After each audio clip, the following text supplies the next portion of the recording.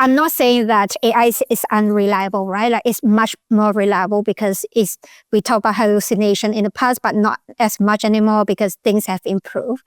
But to me, the problem is a beautifully written summary by AI. It doesn't mean it's a complete understanding or clear understanding.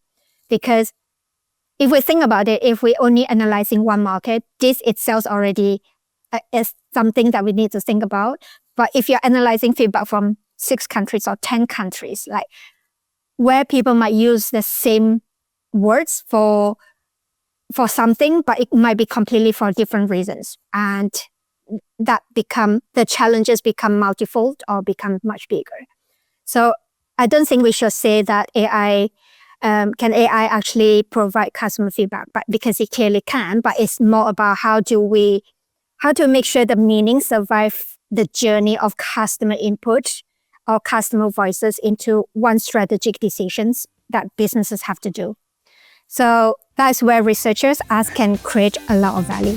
Welcome to Insights Unlocked, an original podcast from UserTesting, where we bring you candid conversations and stories with the thinkers, doers, and builders behind some of the most successful digital products and experiences in the world, from concept to execution. Welcome to the Insights Unlocked podcast. I'm Nathan Isaacs, Principal Content Marketing Manager at UserTesting. And joining us today as host is Jason Giles, UserTesting's Vice President of Customer Intelligence, Customer Insight, Innovation, and Experience Strategy. Hi there, Jason. Hello, everyone. Good to see you again, Nathan. And our guest today is Chui Chui Tan. Chui Chui is a cultural strategist and founder of Bayo Global, where she spent 17 years helping brands navigate cross-cultural research across more than 50 markets. She's the author of Research for Global Growth and International User Research, and she joins us today to talk about the cultural blind spots hiding inside AI-powered customer insight. Welcome to the show, Chui Chui.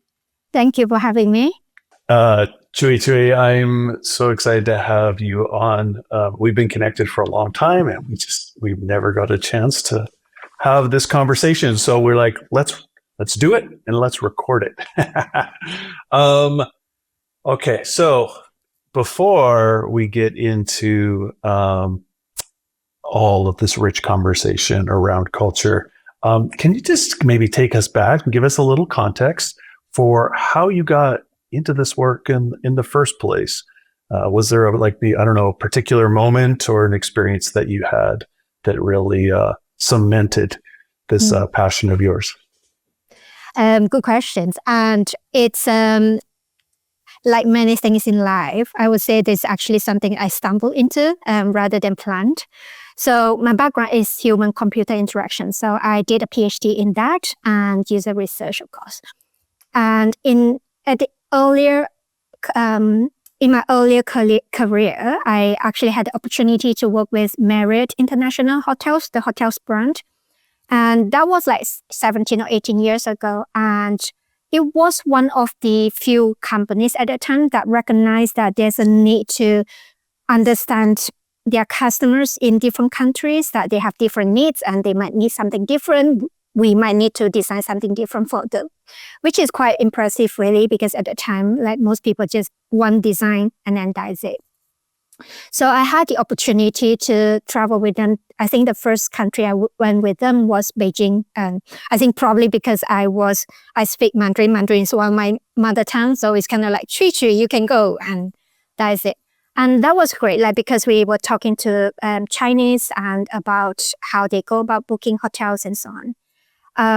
And then since then, they invested a lot of money in understanding globally. So we were going places like Qatar, Japan, Mexico, and different places to not just talk to people, but also observe how they are in the different hotels and in the lobby and how they use apps and mobile phones, website, and also desktop and so on.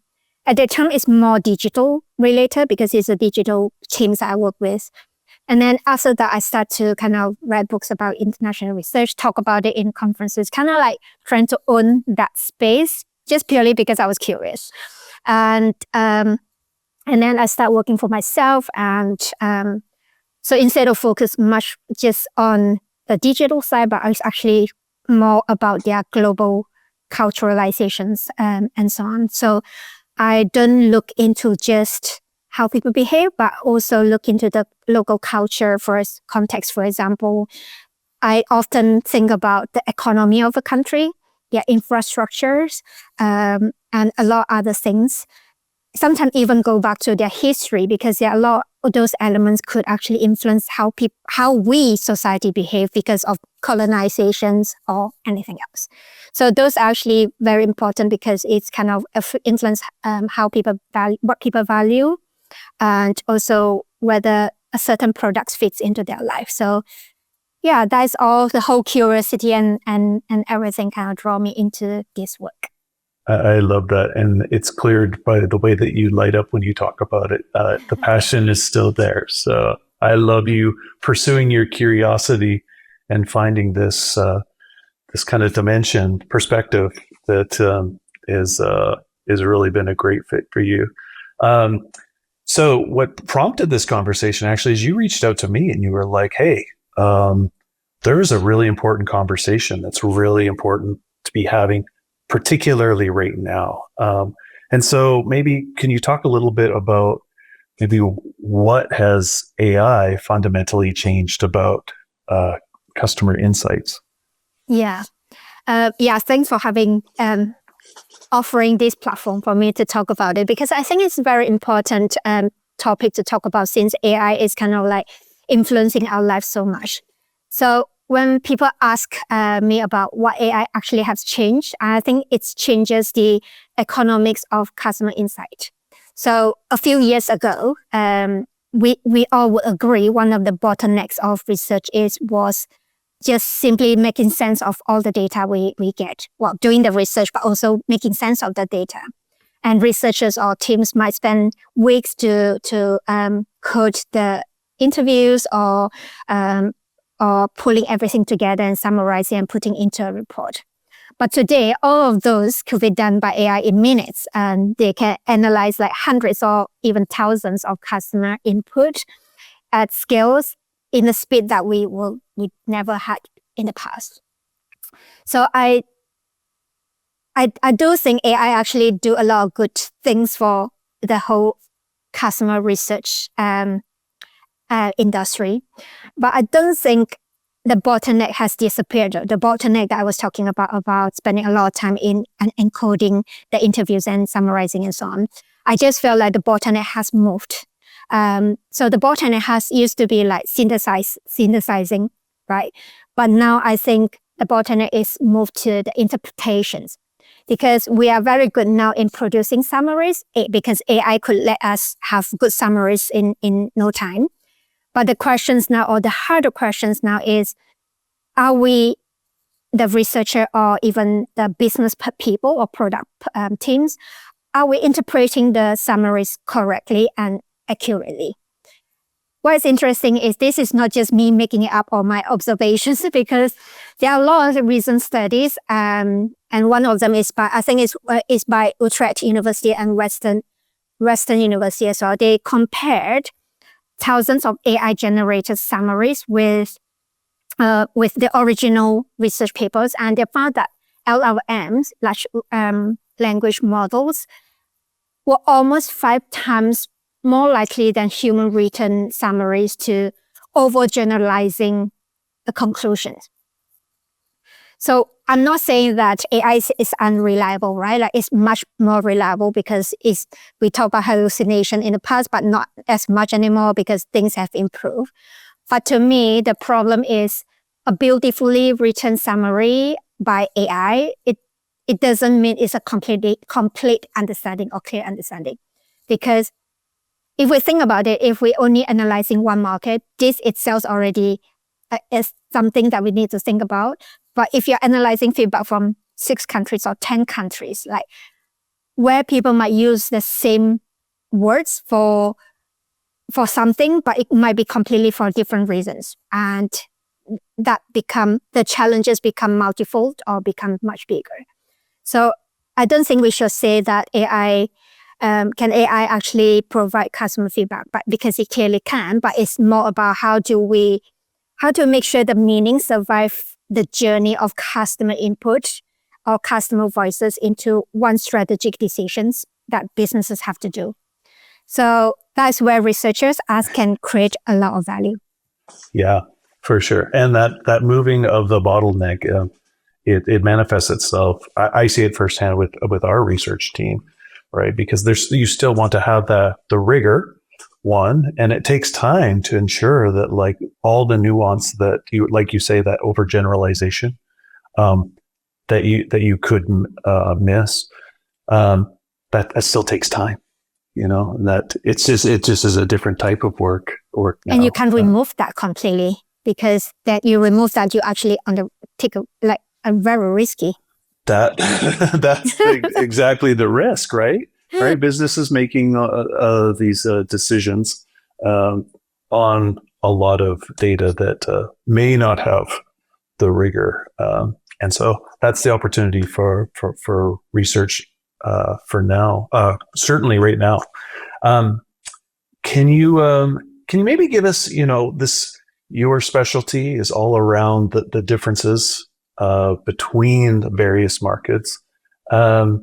Could you talk us through an example of where, maybe some of the terms that get used in, particularly like things like trust and convenience, where they might actually being used that have a different underlying motivation or meaning, something tangible that our audience could really understand? Yeah, sure.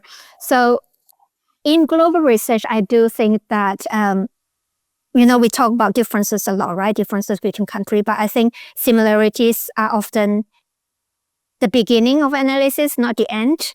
So like, for example, I can give you an example. You talk about trust or convenience. I'm going to use trust as an example.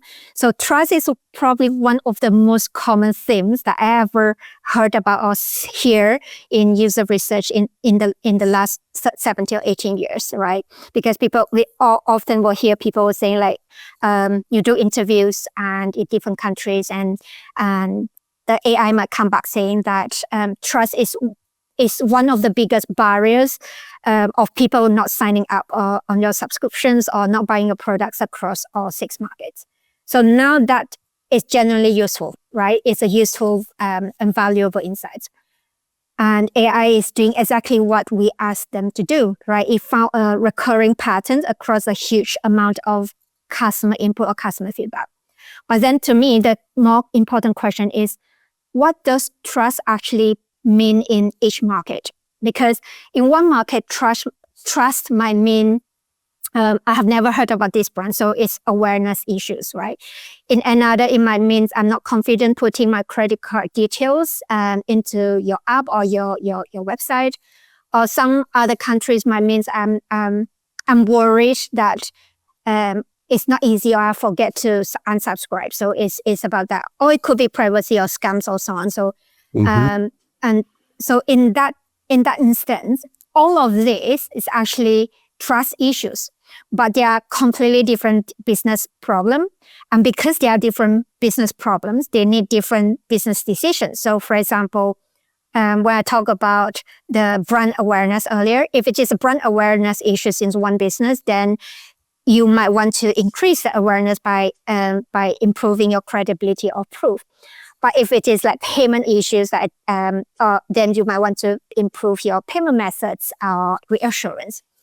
If it's a subscription, then you might want to make cancellation easier and so on. So it's completely different, even though it comes out as one theme, but it might require very different actions on that. So to me, a theme that AI might come up with, is not the same as insight, because a theme tells us what customers appear to have in common, but insight actually explain why they are saying it and what decisions we of business should do. In other words, I would say it's like what is driving certain behavior in certain markets. So I think that is very important in the AI world that we are living, because AI help us find patterns, and then now it's our job to understand what what those patterns actually mean before we act, because the same thing doesn't necessarily point to the same business problem, hence the solutions. Right. There's an example that you gave on your LinkedIn post around a sentiment that findings were, well, it's too expensive, right? Kind of like, and that's a very like, okay, well, similar to trust, right? Okay, this is a finding, like trust is important. Well, hey, we're seeing a barrier to purchase, and it's around price. Can you talk a little bit more about like what the story was behind that post? Sure. That post is actually comes from something that I encountered when I was working with Spotify for many different markets. It's not just one market, but throughout the years, we go to different markets for different reasons and so on. But this expensiveness keep constantly come out one way or another. So we kept hearing participants or users from different countries say, oh, it's too expensive. That's why I'm not subscribing. That's why I'm not doing this and that. And the natural reaction was to think, okay, this is a pricing issues, right? Like it's affordability and so on. But I throughout the whole my experience, I know like it's not as simple as that is. So as the interviews went on, we sometimes will hear people will say, the same people will say it's expensive, and then they will say, oh, I actually spend a lot of money. Like in Colombia, they spend a lot of money on concerts, like a lot more than the subscriptions, but in concerts on things that will bring memory or have interactions with the local artist. Or in South Africa, they will spend a lot of money on data because that is their living, their way to live, because they have WhatsApp, they have businesses and so on. They need to have that continually. And Kenya, they will say that it's expensive, but then they will say that, oh, I spend so much money for a party for my family because socially, it's a collectivist society and family is really important and so on. So I would just like, hang on, it's not about money then even you say it's expensive. So the more we look into it, the more we kind of say, the real question we need to ask ourselves is expensive compared to what? Because sometimes it's generally affordability, but others might be just because your service was not worth me paying yet, or sometimes about the recurring subscriptions doesn't meet into their economic setting, like, oh, I get paid every day and it's up and down, so I can't have monthly subscription and so on. So it's the same sentence, right? It's expensive, but then a completely different reason. So once you understand the research, you will and I'll actually have completely different business decisions to make and so on. So for example, you might want to improve your value propositions instead of lowering the price, or you want to redesign your onboarding to make it easier, or you might want to focus on the trust and so on. So you have to kind of look into that. What worries me sometimes with AI is that it's actually brilliant, showing me that a lot of people, like hundreds of people, are saying the same thing, but it's up to us as a researcher or products teams or whoever to start asking, are they actually talking about the same problem? Because we have to remember customers are very good in describing their experience to a certain extent, but they're not always very good in describing the underlying problem, not because they not want to tell you, but it's because sometimes they don't even know, right? Like what is the underlying that lead them to certain behavior or certain mentality. So when customers talk about trust or convenience or privacy or value, so I often will ask the questions that what is really driving them to say that, because that is a very important way to kind of guide us to the ultimate underlying insights that we are looking for. That is so true. I know I've had the pleasure for many years, watching researchers, and I'll do my own, like I dabble, and it's what I really find is that so when I have a conversation, maybe it's a moderate session, and I'll distill out and I'll get some findings, and then I'll watch a professional researcher, basically ask similar questions, but then they like drill in and they really start teasing out. And when you look at like the findings that come out, mine are like, okay, yeah, like they're good. But the insights that I'm getting from professional researchers always have just that extra little bit of like, okay, here's the answer to the question, but here's the interesting angle that kind of turned up as part of this work. And interestingly, if I think about it, sometimes where I'll be working with an AI, and maybe we're doing some synthesis of a bunch of reports or data that I've got, I get that very surface level feeling from the AI as well, versus sitting down with a subject matter expert and like really they bring it to life in ways that I don't quite get from some of the technology right now. So I think it's really... We could say not yet, but definitely not at the moment. We don't know fair. what it's going to be in the future, but at this moment, it's sometimes lack of the depths, right? Like we were looking for. No, totally. So I've had the opportunity to relocate a couple times now. I spent a few years in the UK and in Spain.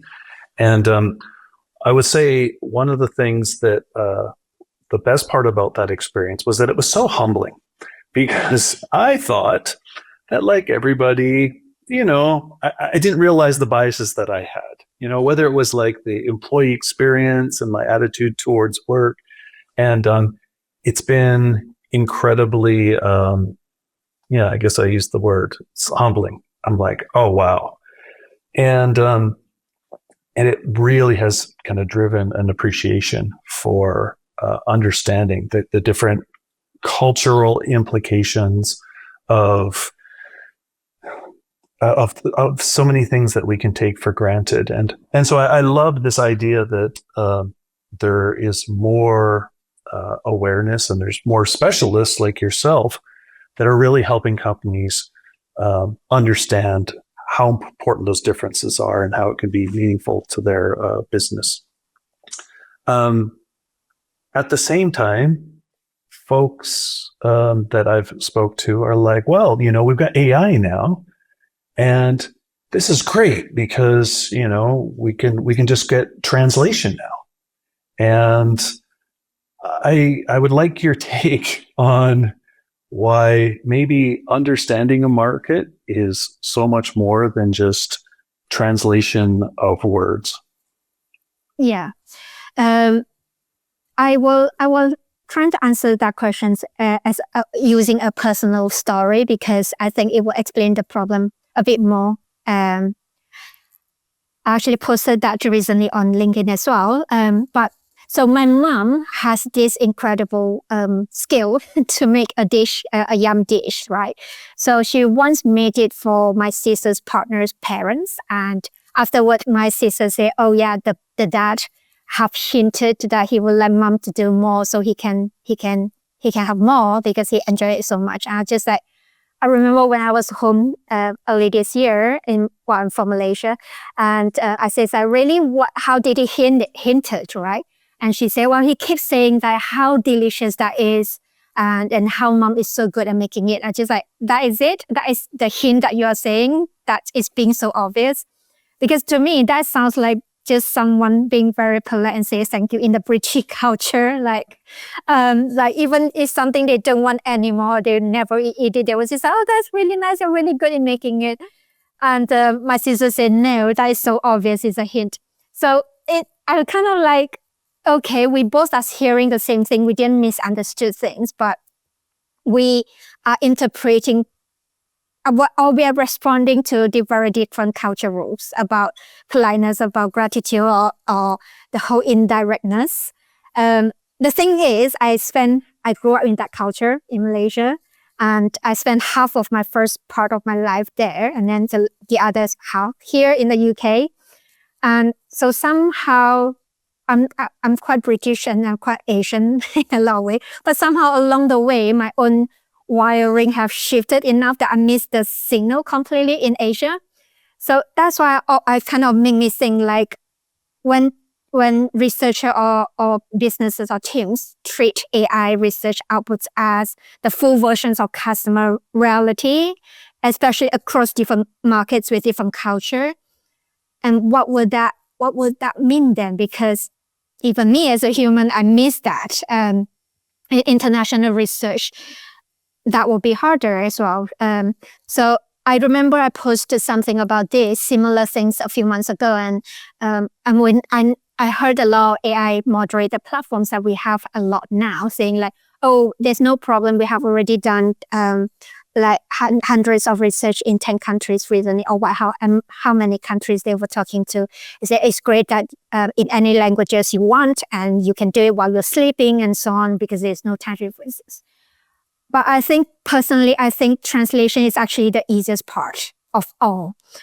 For me, is the harder question is like, what did the customer says really mean, right? And what's interesting is not just my experiences, all because there are decades of cultural psychology research from, like, I think Richard Nisbet is one of them, is they have shown that people from different, we all know that as well, people from different cultures don't simply communicate or express the same idea or express themselves the same way, and they will perceive situations differently and make different assumptions or make certain observations or conclusions very differently. So I see that in interviews as well. You probably have seen this as well yourself when you're doing the interview, because you might hear someone say, "Oh, that's interesting." So if you look at, you know where I'm going, right? If you only look at transcript or ask AI to summarize, it will probably come as mildly positive, right? Interesting, positive word. But if you're sitting in interviews, you might notice something that they don't ask another questions because they are not interested enough, or their tone is flat, or they hesitated, or they move. So you might start thinking, actually, I don't think interesting is actually what they mean by interested. And a lot of AI moderator platforms now say they have emotional intelligence analysis. I'm yet to try it. Quite a few of them saying, oh, we have this. So I can't comment on the accuracy and efficiency yet, but that is emotional as one aspect. There's another aspect to ask is interesting according to whom, right? In Britain, I use interesting a lot. It's a polite way to say, not sure, is actually I don't like that much, and it's like, oh, it's a bit weird. But we don't want to sound confrontation. But in other culture, the same word might generally means like, I'm interested or I'm curious, tell me more. So the transcript is still the same, right? The translations hasn't changed, but what changed is a cultural context that give us the different meanings that those words carry. So AI is the same. They can translate beautifully. They can summarize beautifully, but it wouldn't automatically know, like, if someone from different culture would most likely to hear what those words. So I wouldn't say like, ask yourself a question like, oh, what did they just say? Because that is not a valid question. When you read transcript, you probably want to think, what would someone from the same culture most likely to understand them in terms of what they meant? Because that is more important to get the right decisions, to get to the right, to get the right insight, to get the right decisions to make. Yeah. I mean, that becomes my very next question, right? Like with all of these, like you don't know the assumptions that you're making. When I first started working in the UK, and someone was like, yeah, Jason, I really appreciated your perspective. It was very interesting. And I was thinking it was all great. And then I get the elbow in the side from my locals. They're like, yeah, that's not good. No, but I would never have known if it hadn't been for those who were from the culture, like, yeah, almost doing like that, the translation in real time. So for these teams then that are taking their products into different markets or branding, whatever it is, where do you advise that they actually start? Like, how do you kind of crack this code and really have that understanding of what needs to be unique for the markets? Yeah, I think there a lot of ways that we can do that, right? Like, because AI is good in finding patterns, as we talk about, right? Like, so we will tell us what people said, a theme that what people have in common. So, and it's good on that. So we should continue using that. But it doesn't tell us the why always. Doesn't always tell us the why, and the why is more important when we do the business decisions. So the way I really think about it is really simple. So first of all, just try not to straight away jump from a theme to an action. So instead, you cannot think about and stop in the middle and ask what is most likely driving this behavior in this market like we talk about. Because once we understand the driver, the decision will become clearer. So I started to kind of create a framework that I'm developing. It's called the global fit loop. So it's at a very high level. It's answer 3 questions. Is that what is the signal? What is driving the signal in that market? And what decisions should change because of that? So AI can help us and very good in helping us on the first questions. The second questions, what is driving in this market is where local context really matters because the local context is sometimes the culture or sometimes the regulations or sometimes the maturity in that specific category or industry or social norm something. So the point is to assume the explanation, the point is not to assume the explanation before you have tested it. So that's second one. Signal first, driving, what is the driver's second. And then the third one is where the decision should be the product marketing or growth team should work together to create that. So I'm not saying like choosing AI researchers. I do think like we should work together. The things that teams should do is not to skip the middle one about the drivers, because that is the one step where you can move from pattern recognitions to customer understanding, and that's usually where you actually can make making a local optimizations better or adaptations better and make the right decision. So I would say follow this simple framework like signal, driver, and decision. And can you walk me through just like an example of what that conversation might look like, or where you stop and you're like, okay, here's what we've seen, here's the signal. Now going through kind of your framework, how that might play out. Yeah, I'm trying to use the same one that we talked about earlier, the trust things or the expensive things, right? It's expensive, but then we needed to understand what actually drive that viewpoints of it's expensive. It's kind of like either further asking that questions or actually looking into the transcript to say, I'm going to stop and then go back to my transcript and actually read back. Is there anything that is actually missing? So, the point that we were talking about in Colombia, people say it's expensive. And the bottom is actually down to the end of the interviews that we're talking about other things, other areas, because before going into Colombia, I already looked into one of the framework I created, which is called cultural dimensions, 27 of them, where it's possible related to Colombia and related to Spotify, for example, in this case. So I kind of like, there's elements of the proudness of connections with local artists or local influences or something and similar. And also the joy of having physical experience. So we went in and we actually prompt a few more questions at the end. And it's until at that point, and they will start talking, I spend a lot of money on concerts and I spend a lot of money on this and festival and things like that. So those actually didn't pick up by AI at all because it wasn't grouped as, it wasn't the insights, the second part of the insight wasn't being picked up during the question we're asking, why are you not subscribing or what is our value? So the AI didn't pick it up, but we went back to look at the insights, the transcript and the notes that I normally take quite verbatim in, and then we realized and then make a connections, and that is ultimately one of the biggest insights that we ever get in that research. So sometimes it's kind of the framework is like what is driving it, and then we went back and have a look, and then that kind of created a decision. It's not about pricing, it's not about that, but it's actually creating these kind of connections, which changed their propositions in Colombia. They have a Casa Spotify. Is that something that they actually could bring local artists in and kind of interact with them for Colombia. What I love about that example too is that, we talk about all of our teams are driving for speed right now. Like all company, it's all about speed. And yet, as design, research, even product leaders, we know that there's some places where it is important to slow down.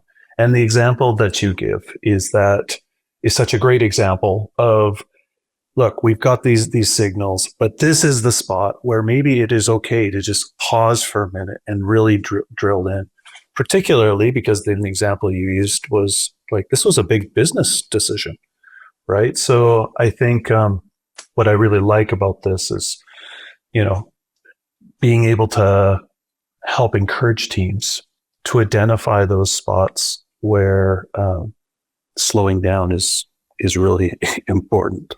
The temptation is high, isn't it? Just like everything is quick now in our world. AI helps it quick, so we need to show that everything is good, can be run very quickly. But like you say, it's really important to just stop and say, hang on. Well, not only just question is AI creating the right input or the right insight, but actually anything is missing that is important, that the dots is not being connected well. I think that's really important. And unfortunately, because of the mentality of everything go fast and AI is so polished, the other thing is I'm worried is like all the AI output is so polished, they sound so perfect. And it's just so easy to say, oh yeah, this is gold value that we're getting. Yeah. Well, and, I was having a conversation with some other leaders recently, and one of the observations I've been having is the tools themselves make it so easy just to jump to the next step. They're like, okay, hey, we've done this thing for you. Do you want me to do this? Do you want me to do this next? Do you want me to do this? And it's so easy just to be like, sure, yes. And before you know it, you've gone so far down and you haven't stopped to like check your assumptions and like really you've kind of slipstream past the important places where it makes sense. And the conversation that I think is important as leaders is, where is that purposeful friction that we are applying to our teams in our workflows to ensure that it just hitting the next button basically doesn't allow our teams to race past. You're right about leaders, right? Like a lot of managers or C-level, it's just like, oh, we pay for this platform, so you should get everything very quickly. And so they cannot encourage the speed to say, well, I'm paying for this already. Like we're talking about either Claude or ChatGPT, similar LLMs, or the AI moderation tools that now do the moderations and creating analysis on. So I heard a lot of C-level is just like, well, I'm paying for this using my budget, so it should turn around quicker. I want days, not weeks. I want 2 days instead of 7 days or a few months. It's just like 2 days is not going to happen even if you use AI completely.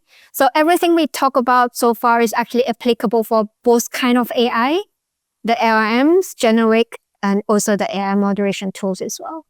Yeah, because speed is at a premium these days. Is there a simple thing that you encourage teams to do to, build into their workflow before acting on maybe an insight that they've generated from AI?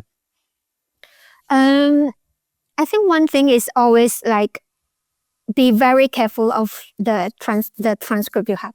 So there are two things, right? If you're actually still lucky enough to be able to do in-person interviews and then use AI to do the analysis, so you only have one part of analysis part that you have to be careful of.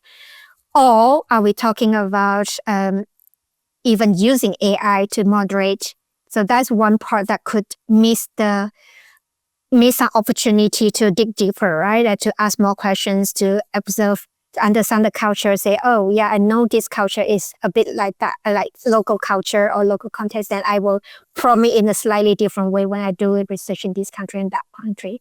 So if you are still doing the in-person moderations, you could reduce one layer of the possibility of risking missing information.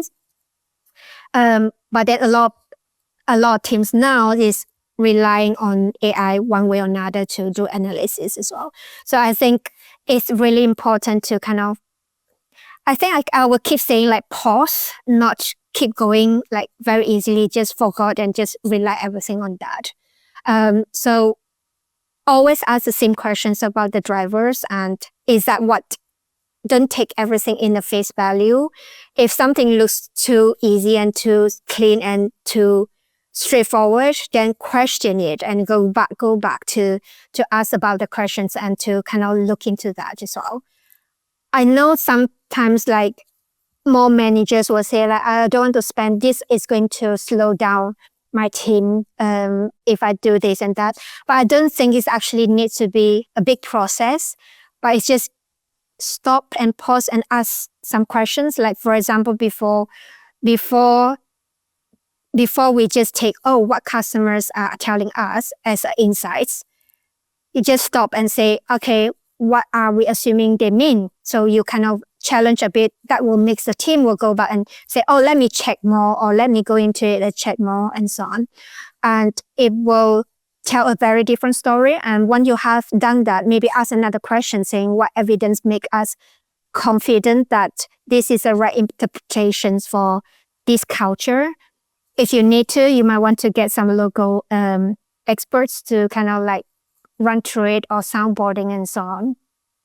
So for me, it's not like stopping and do something differently, but I stop and ask a bit more questions to challenge yourself, your team, but also challenge AI in some way. So yeah, I think that is really important to say, do we have enough evidence?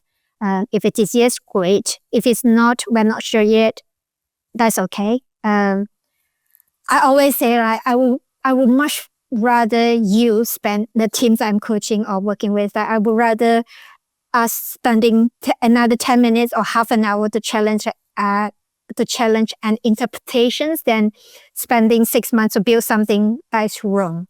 So it's not about slowing things down, but it's just helping to move things in the right way faster, I would say. 100%. And what I love too about your guidance is that it, one, it's protecting the team's critical thinking, right? Which I'm very conscious of as we use these tools. And the second thing, and you touched on this too, is the technology is changing so fast. And so it's allowing you to see what is the current state, like where, we're seeing that actually we don't see these hallucinations anymore, or it's actually getting better than this. So I love your advice, because there's multiple aspects to why that can be really powerful.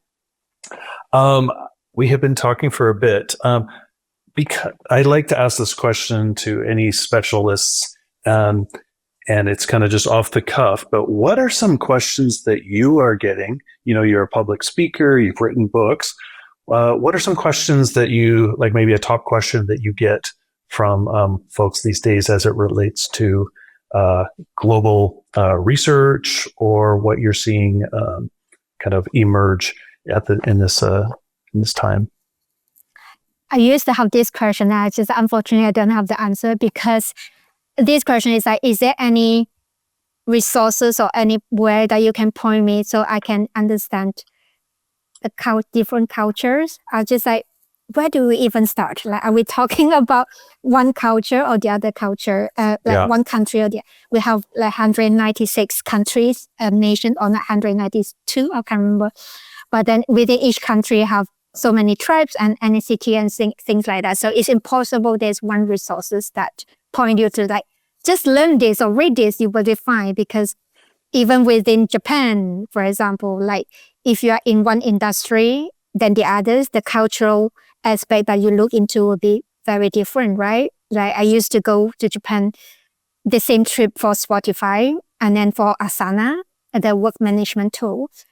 And even though it's in Japan, the same culture, we're doing two different research for two different clients, but the things that we look into, the cultural elements we look into are completely different. One is about hierarchical, about like consensus and things like that. Nothing to do with Spotify in terms of what people care about, and it's about identity, about the music, about having something physical so I can keep it. And you know, I mean, it's a huge it's a huge area or domain, but it's also making it very interesting. So as I would say, like, keep being curious. Is whether with AI or without AI, is always being curious, right? Like keep asking the assumptions that you bring into countries. Even when you design a product, you always will have assumptions about that product, about maybe this is how people is going to buy something. This is how people is going to interact with my products. So just be curious and know that it's just assumptions, and you want to go in and kind of find out and validate that as well. And then the curiosity in the AI world is another layer. It's like pausing, like we talked about pausing and asking what might be missing. Because unfortunately, there's no magic wand to say, here you go, learn all about countries. You can just put it. Saying that I'm actually developing AI platforms that trying to which could actually hopefully be able to say, okay, is this country and this industry and domains you're in a marketing team or growth team, you put it in, and the system will actually look into the cultural aspect that I look into, like using my 18 years of experience and so on. So hopefully that could be as close as a magic wand, but we'll see where we get to, and I'll announce that when I get that ready to test. Perfect. And to that point, for those who would like to learn more about you and understand more about this entire big world, where would you recommend that they connect with you or learn more? LinkedIn is where I'm most active with. So if you hear about this podcast and want to connect, then just connect and mention that you hear from Insights Unlock and podcast, and then happy to connect or comment in the comments on my LinkedIn. So yeah, and then I have my website, bayo.global. I have a YouTube channels, but I need to be more proactive in posting something. I go through phases, as you know. So yeah, those are places, but LinkedIn would be where you'll find me most. Amazing. And I did spend some time on your YouTube channel today, and there's some really good stuff on there. So I encourage folks to check it out. Chui Chui, it is so nice to have spent some time with you. Thank you for reaching out. This has been a really fascinating conversation and so timely. And just want to thank you for sharing your perspective with us today. No, thank you. Thanks for having me.